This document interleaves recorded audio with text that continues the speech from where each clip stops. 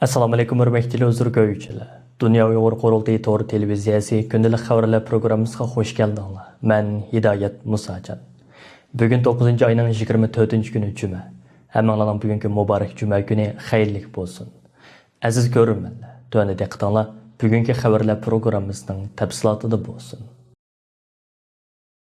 Türkiye Gelecek Partiyasi raisi, sobiq bosh ministr Ahmet Davutoğlu Dünya Uyghur Qurultayının sobiq qurg'uvchi raisi Erkin Olibtekin apandini doktorxonada yo'qladi. Gelecek Partiyasi raisi, sobiq bosh ministr Ahmet Davutoğlu, muavin raisi Selçuk Özdağ, Selim Temurchi va Mustafa Güzel qatorliq rahbarlardan tarkib topgan hay'at 23-sentabr kuni tushdan burun Anqara Universiteti Tibbiy fakulteti doktorxonasida yetayotgan Dünya Uyghur Qurultayining sobiq qurg'uvchi raisi Erkin Olibtekinni doktorxonada yo'qlab hol so'radi.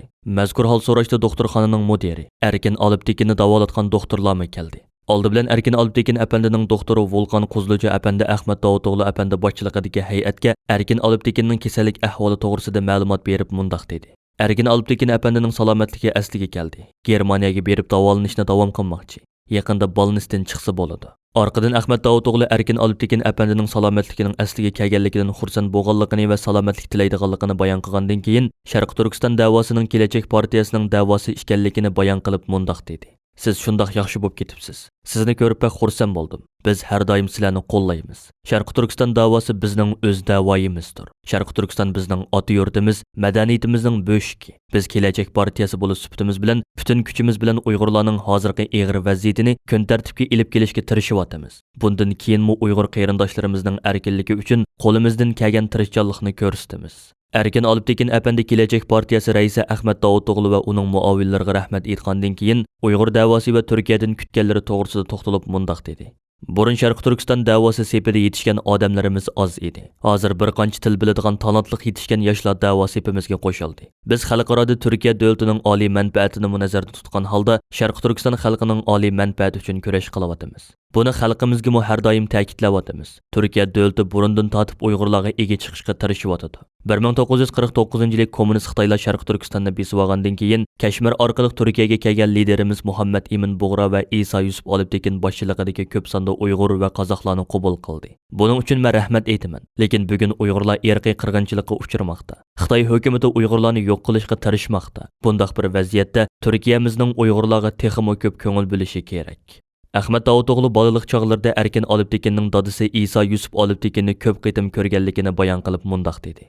Isa Yusuf Olibtekin 20-asrdagi Türk dunyosining eng muhim rahbarlaridan biridir. Men kichik vaqtimda Isa apandi dadamning yiniga kelib ketadi. Uni o'z tog'amdek ko'ratdim. U bosniyaliklarning lideri Izzat Begovichga o'xshaydi. U ig'ir besiq, ammo qat'iy irodaga ega odam edi. Isa apandi oddiy sodda, ammo g'ururli kishi edi. Marhumning Sharq Turkiston davosiga qo'shgan tuhfasi nihoyat zo'r. Alloh yotgan joyini jannatda qilsin. Erkin Olibtekin apandi tuyuqsiz kasal bo'lib Anqarada Balnisda yetib qolgandan keyin Dünya Uyg'ur Qurultayining raisi Dolqun Isa apandi uni yo'qlash uchun 18-sentabr kuni Anqaraga kelganida Turkiya soqchi doiralari 9-oyning 9-kuni Turkiya hukumatining Dolqun Isa haqida davlat bexatarligiga tahdid degan ishga qaror chiqarib, uning Turkiyaga kirishini ikkinchi qitim cheklaganligini bildirib Germaniyaga qaytarib o'tgan edi. Erkin Olibtekin apandi bu yil 83 yoshga kirgan bo'lib, 11-sentabr kuni uning salomatligi tuyuqsiz o'zgarib qolib, Anqara Universiteti Tibbiy fakultetining doktorxonasida Balnisda yotgan edi. Hozir uning kasallik ahvoli yaxshilangan.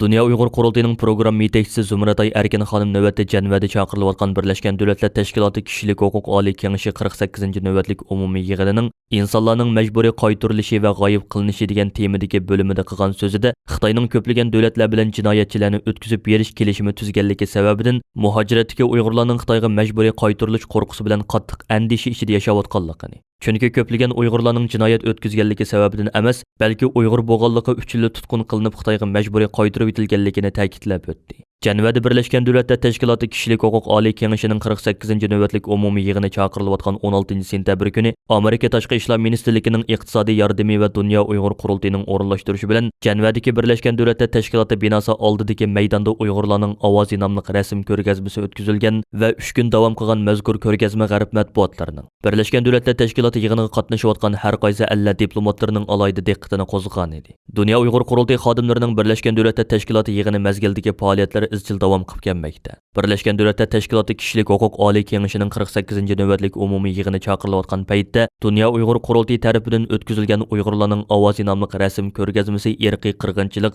jazo lagerlari, majburiy emgak, Uyg'ur o'smirlarining ota-ona va oilalaridan majburiy ayirib etilishi qatorliq 4 bo'limga bo'lingan bo'lib, mustabid Xitoy hokimiyatining Sharqi Turkistonda Uyg'urlarni asos qilgan yerli xalqlarga qarata rahimsizlik yurgizayotgan irqiy qirg'inchiligi va boshqa jinoiy qilmishlari nihoyat ro'shan holda yoritib berilgan. Xitoyning Janvadagi vakillar o'mikining bayonotchisi Liu Yuyun bu munosabat bilan e'lon qilgan bayonotida Amerika Jongoni tizginlash uchun Dunyo Uyg'ur qurultiyidan iborat zo'ravon, terrorchi, bo'lgunchi tashkilot bilan eg'iz burun yolishib, bu siyosiy o'yinni birlikda o'ynab chiqdi deb chalvo qilgan edi. Xabarlardan ma'lum bo'lishicha, Xitoy hukumati buningga javoban Birlashgan Davlatlar Tashkilotida Xinjiang yaxshi joy nomli rasm ko'rgazmasi o'tkazib, o'zining Sharqi Turkistonda Uyg'urlarni asos qilgan yerli xalqlarga qarata rahimsizlik yurgizayotgan irqiy qirg'inchiligi va boshqa jinoiy qilmishlarini oqlashga uringan. Bu yil 11 oyning 13 kunidan 14 kunigacha Chexiyaning poytaxti Pragda o'tkaziladigan 7 navbatlik Dunyo Uyg'ur qurultiyining tayyorlik xizmatlari jiddiy ilib berilmoqda. Yaqinqi mezgillardan buyon Dunyo Uyg'ur qurultiyining raisi Dolqun Aysa va qurultayning markazdagi ba'zi xodimlari Germaniyadan Chexiyaning poytaxti Pragga bir qancha qitim berib, Uyg'urlar masalasini yaqindan qo'llab kelayotgan Chexiya parlamentining bir qism a'zolari va Chexiyadagi ba'zi kishilik huquq tashkilotlarining mas'ullari bilan ko'rishib, bu yil Sharq Turkistonning Cumhuriyet kuni boshlanadigan 7 navbatlik Dunyo Uyg'ur qurultiyining tayyorlik xizmatlari haqida muzokara ilib bordi. Shundaqla qurultay ichiladigan zal ham qurultay vakillari o'rinlashadigan mehmonxona, tamoq qatorliq masalalar haqida tafsiliy o'rinlashtirish ilib bordi. Chexiyaning poytaxti Pragda o'tkaziladigan 7 navbatlik Dunyo Uyg'ur qurultayiga 207 nafar rasmiy vakil va 87 nafar kandidat vakildan sirt yana Uyg'urlar masalasini yaqindan qo'llab kelayotgan bir qism parlament va hukumat a'zolari, chet ellik tadqiqotchilar, xalqaro kishilik huquq tashkilotlarining mas'ullari va chet ellik jurnalistlar, shundaqla Dunyo Uyg'ur qurultayi bilan yaqindan hamkorlashayotgan Sharq Turkiston ma'arif jamiyati, Uyg'ur akademiyasi, Sharq Turkiston o'limalar birligi qatorliq bir qism tashkilotlarning asosiy mas'ullari va ba'zi jamoat arboblarimiz, shundaqla matbuotlarga to'nilgan lager shohidlarimiz musharraf mehmoni sifatida taklif qilindi. 7 navbatlik Dunyo Uyg'ur qurultiyi tayyorlik komitetining raisi Farod Yo'rinqosh apandimning istansimizga bildirishicha, qurultayning butun rasmiy vakillari va kandidat vakillari cho'qim bu yil 11 oyning 13 kunidan 14 kunigacha Chexiyaning poytaxti Pragda o'tkaziladigan 7 navbatlik Dunyo Uyg'ur qurultayiga bevosita kelib qatnashishiga g'ayrat qilishi. Hozirdan e'tiboran Chexiyaga keladigan viza va bilet ishlarini tamomlashga tirishishi lozim. Koronavirusi sababidan faqatla Chexiyaga kelish imkoniyati bo'lmagan ba'zi davlatlardagi vakillarimiz 7 navbatlik qurultayga tor orqali qatnashsa bo'ladi. Qurultayning ba'zi muzokaralardan boshqa qismlari sizlar ko'rayotgan Dunyo Uyg'ur qurultiyi tor televiziyasi orqali naq maydondan bevosita tarqatiladi. Qurultayning rahbarlik saylimining umumiy jarayoni ommaga ochiq bo'ladi. Farod Yo'rinqosh apandi bugun istansimizga qilgan so'zida 30 davlatdan 7 navbatlik Dunyo Uyg'ur qurultayiga yangidan saylab chiqilgan 207 nafar rasmiy vakilning o'tgan haftadan e'tiboran Dunyo Uyg'ur qurultayining har qaysi organlariga o'zlarini rahbarlikka nomzod ko'rsatishga boshlaganligini, qurultay rahbarligiga nomzod bo'g'ishlarga qo'yiladigan shartlar, saylanadigan organlar va bu organlarning salohiyati va xizmat doirasi haqidagi materiallar, shundaqla nomzodlik jadvalining qurultay tayyorlik komiteti nomzodlar komissiyoni tarafidan vakillarga yetkazib berilganligini bildirdi. Dunyoning har qaysi ellarida faoliyat ilib berayotgan Uyg'ur tashkilotlari vatanimiz Sharq Turkistonning Xitoy kommunistik hokimiyati tarafidan ishg'ol qilib olinganligining 72-yilligi munosabati bilan oktabrda mustabid Xitoy hokimiyatining ishg'oliy va irqiy qirg'inchiligiga qarshi keng ko'lamli norozilik namoyishlari o'tkazishga hozirlanmoqda. Yevropa Uyg'ur institutining uyushtirishi, Dunyo Uyg'ur qurultiyi, Gollandiya Sharq Turkiston tashkilotlari ittifoqi, Yevropa Uyg'ur akademiyasi, Belgiya Uyg'ur jamiyati, Norvegiya Uyg'ur komiteti qatorliq ko'plagan tashkilotlarimizning hamkorligida 2 oktyabr Parijda Uyg'ur qirg'inchiligiga qarshi yurish nomli zo'r ko'lamli namoyish va yurish o'tkazildi. Parij vaqti soat 14 Bastilla maydonida boshlanadigan mazkur namoyish haqida tarqatilgan e'lon kartiga xalqaro jamiyatning gunohkorcha jimjitligini buzayli va Xitoyning Uyg'urlarga qarshi ilib bo'lgan jinoyatlarni e'tirof qilishini, uningga qarshi hukm chiqarishini talab qilayli deb yozilgan. Dunyo Uyg'ur qurultayining raisi Dolqun Aysa apandi bu munosabat bilan bugun istansimizga qilgan so'zida Yevropada, jumladan Fransiyada va Fransiyaga qo'shni ellarda yashayotgan Sharq Turkistonlik qarindoshlarimizni milliy manfaatimizni hammadan a'lo bilib, 2 oktyabr Parijda o'tkaziladigan birlashma namoyishga aktivlik bilan ovoz qo'shishga chaqirdi. Mazkur namoyishning muvaffaqiyatli o'tkazilishi uchun Yevropa Uyg'ur institutining raisi doktor Dilnur Rayhan xonimning boshlamchiligida maxsus tayyorlik guruhi qurib chiqilgan bo'lib, navbatda namoyishning tayyorlik xizmatlari oxirgi bosqichga kirdi. Bosh shtabi Angliyadagi Hong Kongni kuzatish tashkilotining qurg'uvchilarining biri bo'lgan Jonni Peterson bilan mazkur tashkilotning siyosiy analizchi Sam Goodman birlikda tayyorlab chiqqan 84 betlik muhit, jamiyat va hokimiyat Xitoy va kishilik huquq temasidagi maxsus dokladda xalqaro jamiyatning Xitoyga solgan mablag'ining Xitoydagi zulm va bostirishlarga vositalik holda hamdamda bo'layotganligi hamda xalqaroning bu masalani jiddiy o'ylashi zarurligi alohida sharhlandi. Dokladda ko'rsatilishicha xalqaro jamiyatning Xitoyga mablag' selishi o'tgan 10 yil ichida yil sari o'sish holati bo'lib kelgan bo'lsa-mu, buningga yoshiringan zulm va bostirish hodisasi kishilarning diqqatidan xoli qolgan. Bo'libmi g'arb savdo axloqidagi mablag' selishda razillikdan saqlanishdek umumiy o'lcham Xitoyga kelganda o'z rolini yo'qotishga boshlagan. Buningdagi bir muhim sabab g'arb jamiyatidagi savdo va boshqa sohaning butun diqqatini Xitoyga mablag' selish va silingan mablag'ning ko'payishiga markazlashtirishi. Ammo bu mablag'ning nimaga ishlatilayotganligini taftish qilmaslikda ishgan.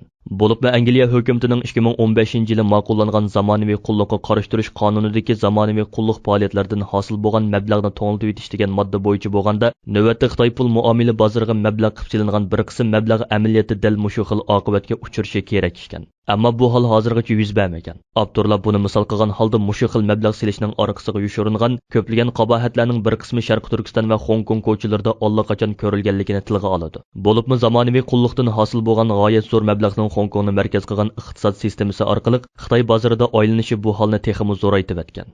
Dokladda alohida tilga ilingan yana bir nuqta g'arb dunyosidagi ko'plagan shirkatlarning pensiya fondini Xitoydagi pay cheki bozorga mablag' qilib selishi hisoblanadi. 2021-yili 14-iyulga qadar g'arb dunyosidagi pensiya fondidan 800 milliard Amerika dollari Xitoyning pay cheklarini va zoyumlarini setib olishga sarf qilingan. Shuning bilan bir vaqtda Xitoy hukumati chet el shirkatlarining Xitoyga mablag' selishidagi ko'plagan to'siqlarni va cheklamalarni bekor qilib, buni texmi osonlashtirib bergan. Buningga mos holda xalqarodagi ko'plagan qudratli mablag' selish shirkatlari Xitoyga mablag' selib boy bo'lish haqidagi chaqiriqning avangardlariga aylanib qolgan. Avtorlarning tekshirish natijasi Xitoyga mablag' qilib selingan g'arb mablag'ining Xitoyga borgan sari zo'rayotgan kishilik huquqni dafsanda qilish va zulmni qonunlashtirish qilmishiga orqa tirak bo'layotganligini ko'rsatgan.